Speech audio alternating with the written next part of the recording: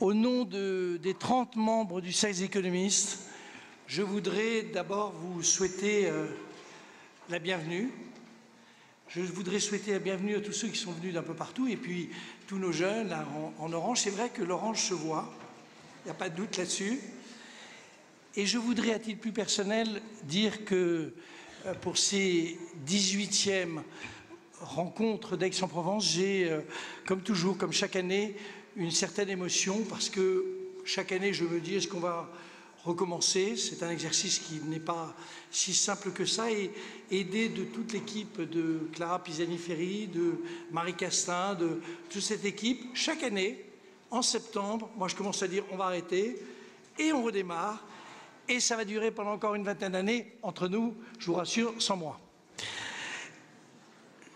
L'organisation, alors je vais rentrer maintenant dans les choses très sérieuses, parce que vous allez voir que cette année est une année très exceptionnelle.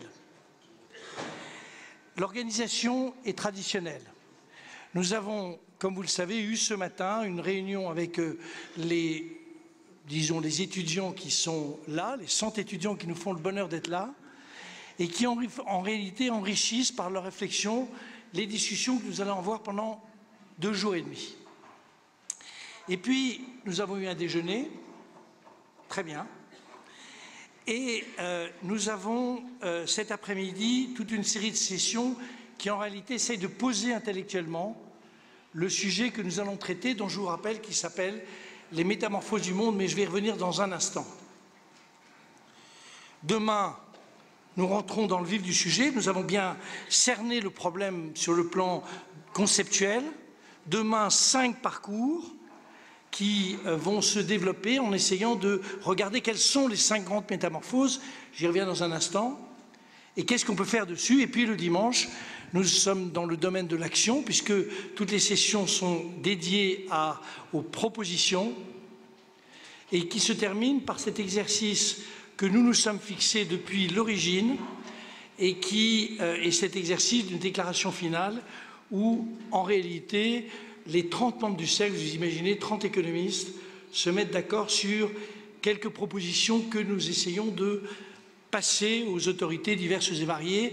L'année dernière, ça avait été très efficace, puisqu'on avait dit, si vous en souvenez, à Bruno Le Maire qu'il fallait qu'il accélère sa réforme fiscale, et dès l'après-midi, c'était fait.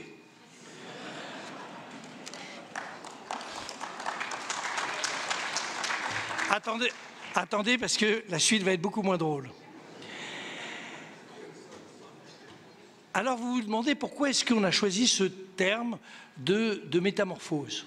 Puisque au fond, ce terme de métamorphose nous conduit aux limites, à la frontière de l'économie. Or, c'est bien un cercle des économistes, nous avons nos concepts, nos manières de travailler, et les métamorphoses, ça ne fait pas partie directement du vocabulaire traditionnel des économistes. En réalité, pour ceux qui s'en souviennent, dès l'année dernière, nous avions entamé l'exercice d'ouverture dans une période qui nous paraît très importante, mais très chahutée du monde, des histoires du monde. Nous avions envisagé les mots de prospérité, et je rappelle, pour ceux qui ont au fond un petit regret du fait que nous ne soyons pas des purs économistes, je rappelle que la belle définition de prospérité venait d'un prix Nobel d'économie, Edmund Phelps, qui avait défini, avec beaucoup de talent, qui avait d'ailleurs dédié un livre à la prospérité et qui avait défini la prospérité par l'épanouissement de l'individu, de l'homme, tout au long de sa vie. C'était une belle définition. Et ça avait débouché sur la réforme fiscale du gouvernement Macron, du gouvernement Édouard Philippe. Vous voyez qu'on peut s'éloigner du sujet de départ. Cette année, nous nous sommes dit, dans une réunion qui avait lieu au début du mois de septembre, avec toute l'équipe que j'ai indiquée, toute l'équipe de Clara, toute l'équipe avec Marie, avec tous les gens qui ont réfléchi depuis longtemps sur ce thème, nous nous sommes dit, au fond, il faut qu'on poursuive l'effort, et nous allons utiliser ce mot de métamorphose, parce que ce mot de métamorphose, il est, j'allais dire, unique en son genre. C'est un mot qui a traversé l'histoire. Alors, je ne vais pas vous... Du coup, j'ai travaillé de manière assez soigneuse l'histoire du mot. Et vous vous en souvenez, donc je n'ai pas besoin de vous le rappeler, mais la première utilisation du mot, c'est Ovide, au 1er siècle. Puis ça reprend Kafka, enfin, énormément de monde. Et puis, un philosophe bulgare que personne ne connaît dans cette salle, Je suis obligé d'ailleurs de reprendre son nom parce que j'ai peur de me tromper. Vous allez comprendre pourquoi j'ai peur de me tromper. Il s'appelle Boyan Muntchev. Et j'ai peur de me tromper tout simplement parce que le même nom a un prénom qui est Boyard. Et Boyard est un champion d'haltérophilie. Donc je me suis dit, pour des gens aussi cultivés que vous, ce serait ennuyeux de faire la confusion. Et cet homme nous dit, en réalité, que le mot de métamorphose, quand on réfléchit à la métamorphose, on réfléchit à l'histoire du monde. Et nous étions partis au mois de septembre, d'octobre, après beaucoup de discussions avec tout le monde, les membres du cercle, tout le monde est intervenu sur ce thème, sur 6 grandes métamorphoses, mais il n'y avait pas besoin d'un génie pour les imaginer. C'était évidemment le climatique, le technologique, le géostratégique, les inégalités, les pulsions identitaires, les problèmes j'allais dire tous les problèmes au fond auxquels vous pouvez penser quand on parle de métamorphose. Et donc on s'était préparé tout au long de ces mois à une organisation qui a d'ailleurs été suivie de manière assez scrupuleuse en un découpage sur les métamorphoses avec beaucoup des parcours, etc. Et puis, chers amis, le monde a changé.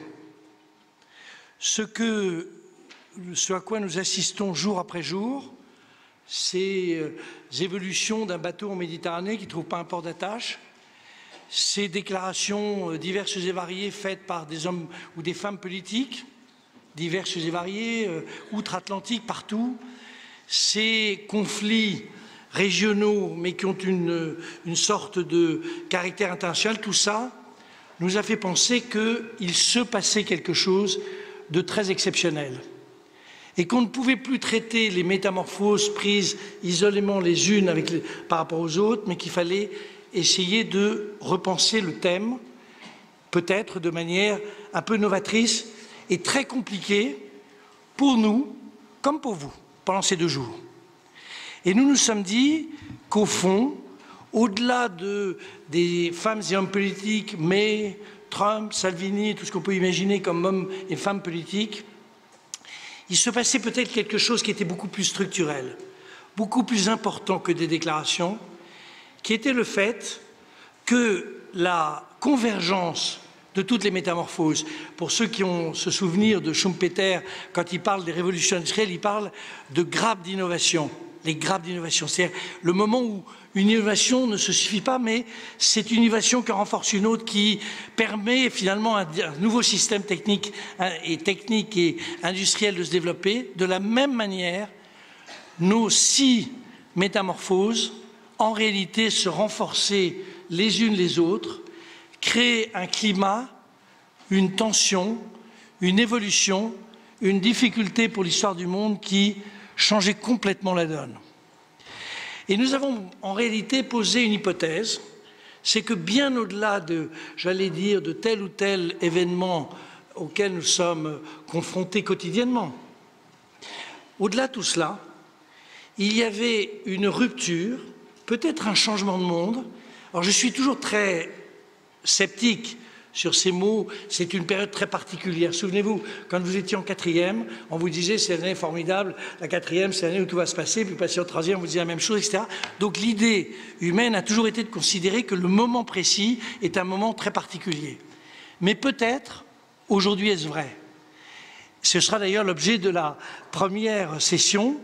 Est-ce que nous sommes dans une période exceptionnelle? Et hypothèse, soyons très rigoureux, hypothèse que nous avons fait, c'est de dire oui, nous sommes dans une période exceptionnelle, tout simplement parce que le monde est né, j'oublie toujours la date, mais en novembre 89, je crois que c'était le 11 novembre 89, 11 novembre 89, la chute du mur de Berlin, l'idée au fond que le marché allait envahir le monde, c'est-à-dire que l'économie de marché se substituait à toutes les autres économies et que, désormais, il y aurait un monde qui pouvait faire l'objet d'une gouvernance mondiale. Et c'est à ce moment-là, chers amis, qu'ont été créés, tout au long de ces 30 dernières années, ont été créés le G20, l'OMC, etc., etc., tout ce qui a permis de donner le sentiment que, on va le dire, sous gouvernance des États-Unis, avec un rôle très important des États-Unis, il y avait une décision, j'allais dire, d'organiser la plupart des décisions humaines